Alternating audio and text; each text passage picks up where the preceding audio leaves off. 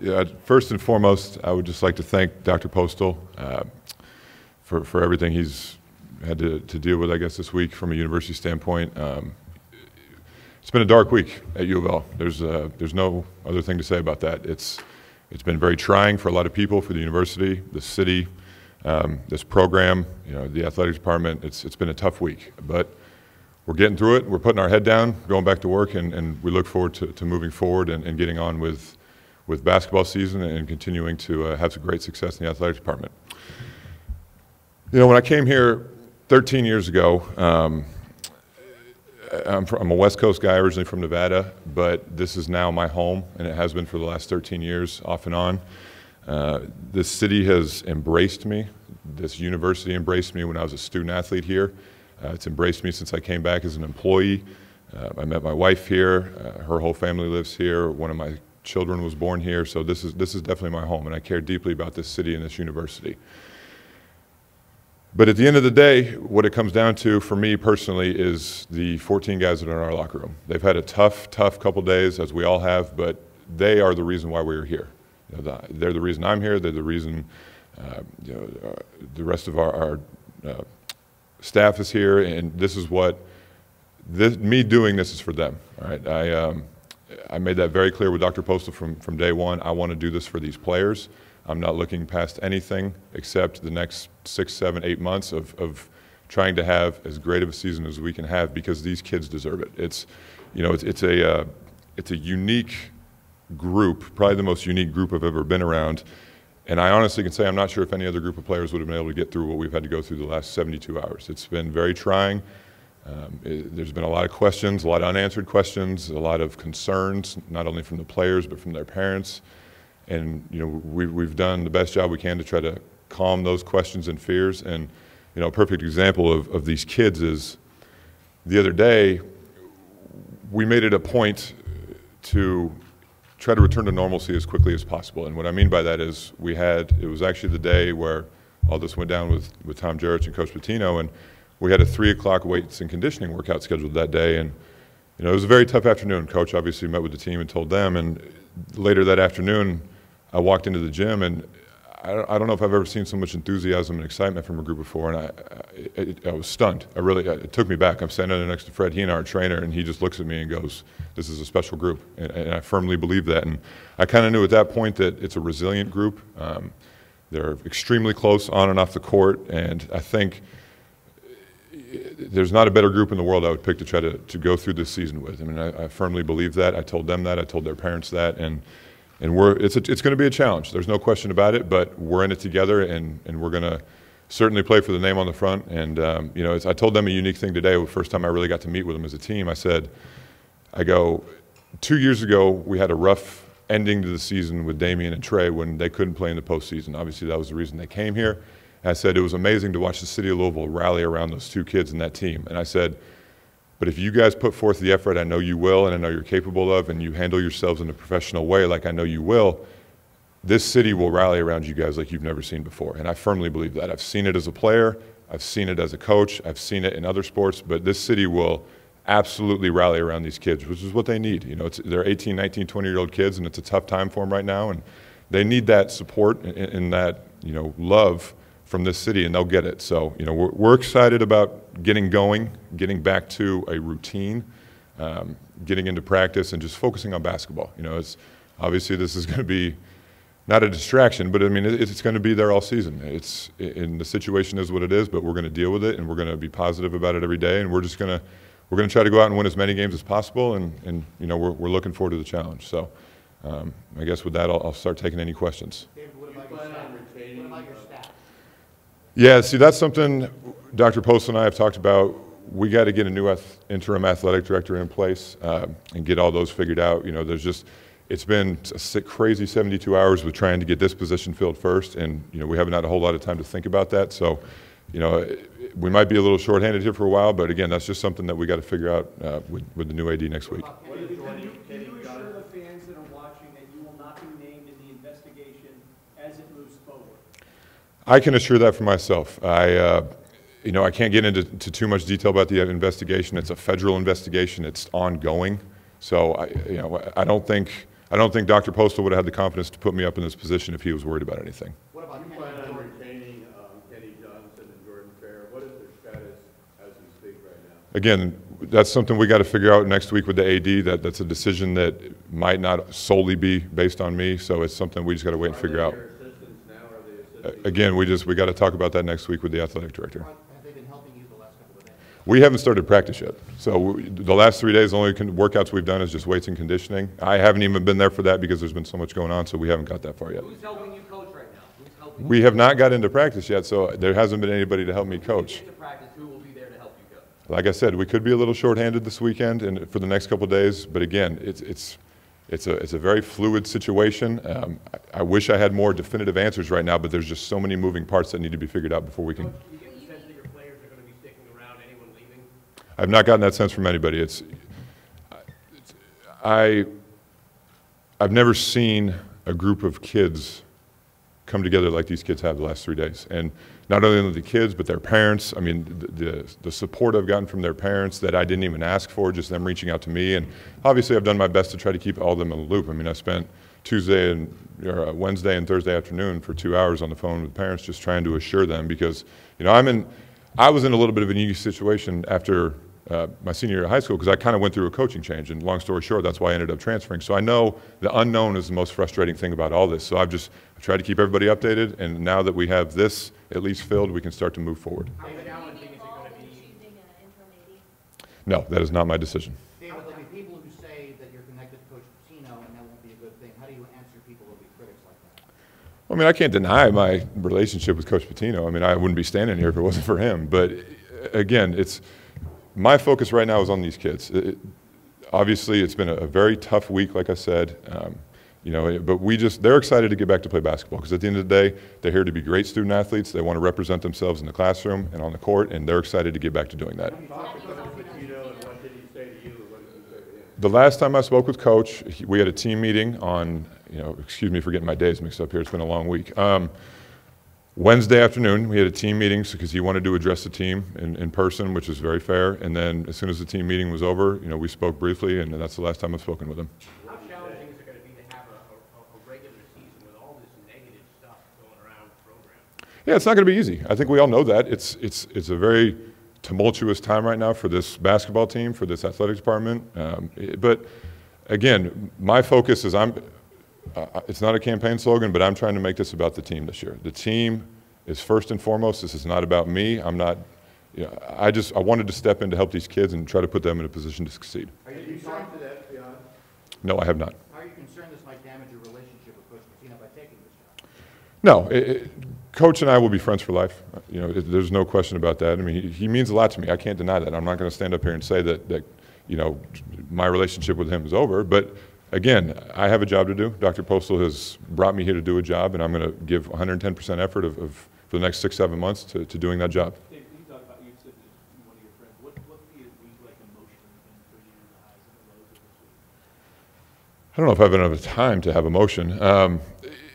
My first concern, and I probably sound like I'm beating a dead horse here, but this is just the kind of person I feel like I am and the way I was raised by my parents. My first concern was these kids. Obviously there's a lot of questions about the support staff, what's going to happen, all this and that.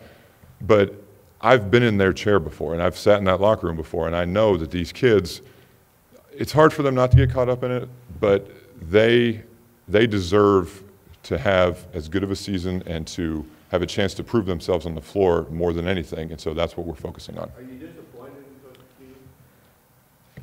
Look, I'm disappointed in the fact that this university and this program is struggling right now. But again, look, the last couple of days it's been an emotion of shock, sadness, sometimes disbelief, sometimes heartbreaking, but at some point we got to move on, and that's why I'm standing here today. You said you met with Greg Postel who see this that say, if this may be the only coach who didn't know what was going on, how could you not have known what was going on? Did you know any of that stuff was happening?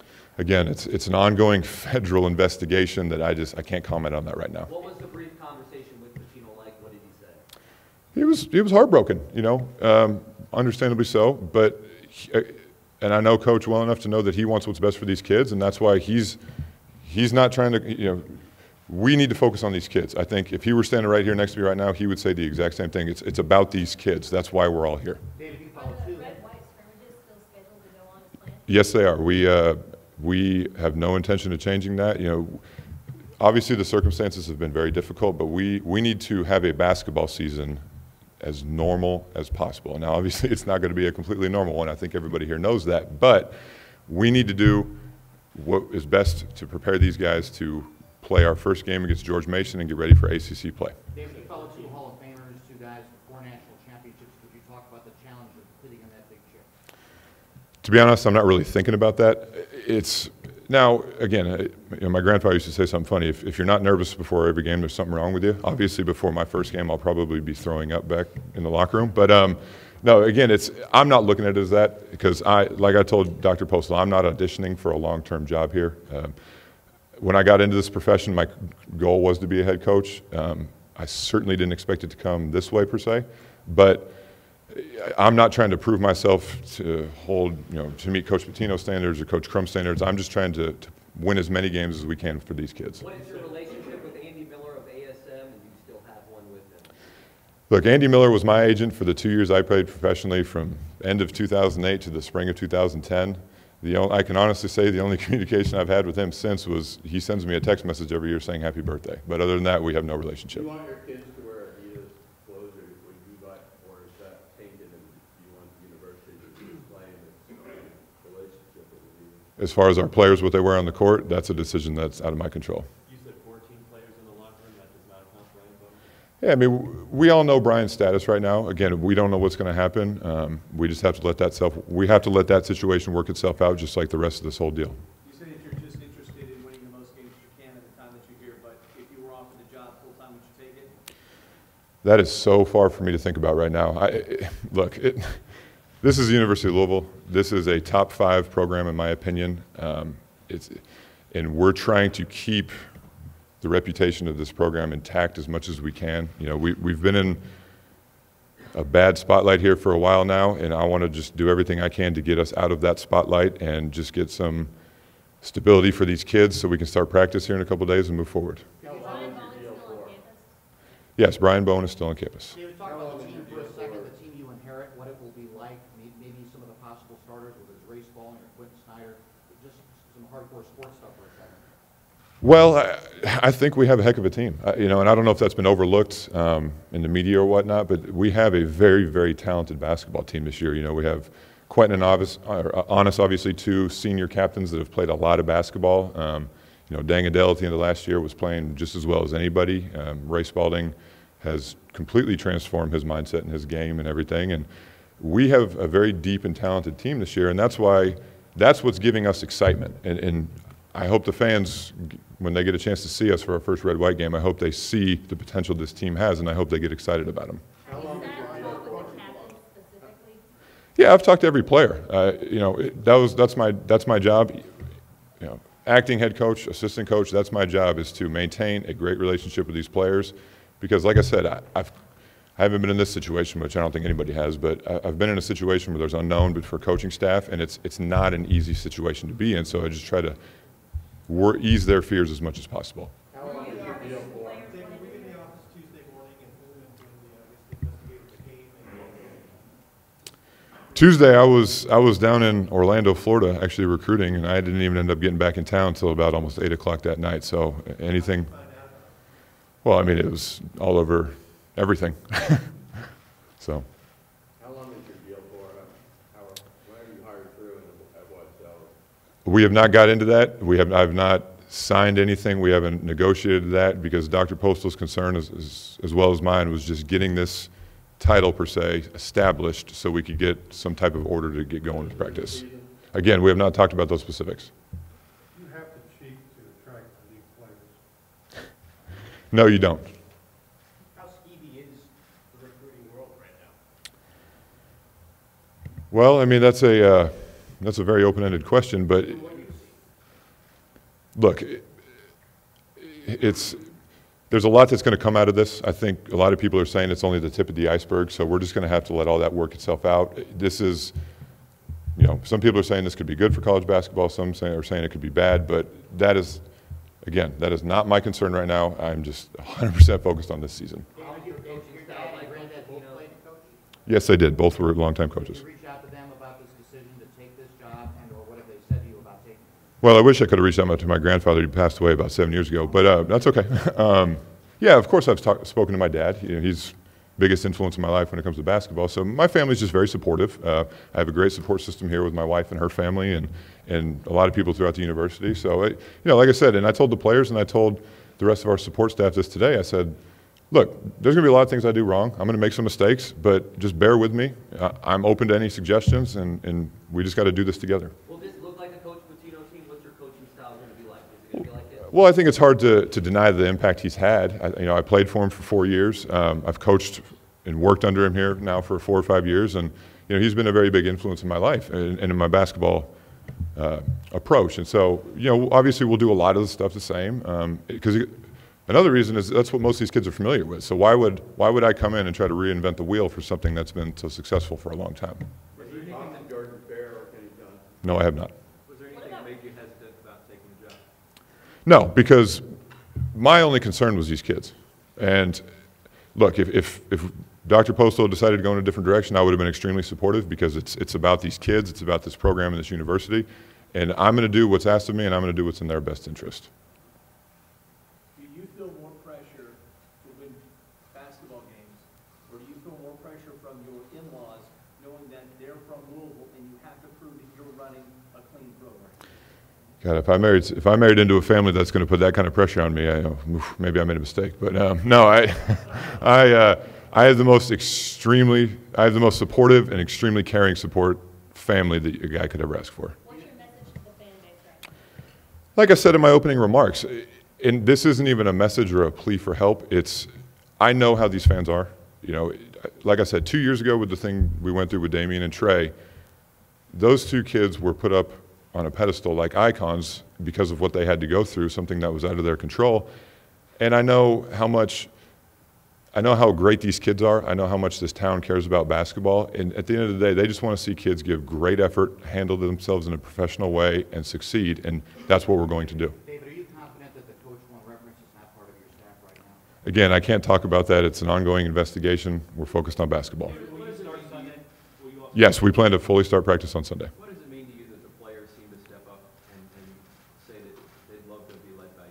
Oh, it's very flattering. I mean, as a player reaching out to a coach, you always knew that what you were saying was sincere. So now that I'm a coach, I know what the players are saying is sincere. And, it just goes to show how great a kids they are. I can't say enough about their character. I think anybody in the athletics department can reiterate that, and people in this town can reiterate that. And I think when we get on the court here in a couple weeks for the first time for the public, I think they'll be very impressed.